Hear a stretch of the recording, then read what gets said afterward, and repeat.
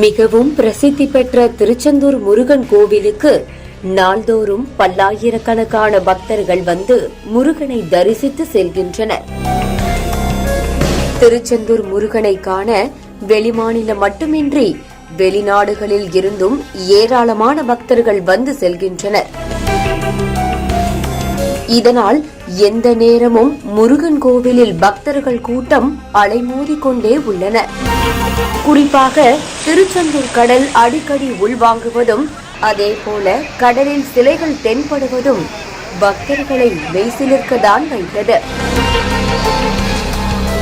இந்த நிலையில் திருச்செந்தூர் சுப்பிரமணிய சுவாமி கோவிலை சுற்றி திடீரென 100க்கும் மேற்பட்ட மயில்கள் சுற்றி திரிந்துள்ளன. இந்த மயில்கள் கோவில் பிரகாரங்கள், அங்குள்ள மரங்கள், பக்தர்கள் தங்குமிடம் என அனைத்து இடங்களிலும் சாதாரணமாக உலா வருகின்றன. அங்குள்ள ஆண் மயில்கள் தோகையை விரித்து ஆடிய காட்சிகள் பக்தர்களை மெய்சிலிர்க்கத்தான் வைத்தது.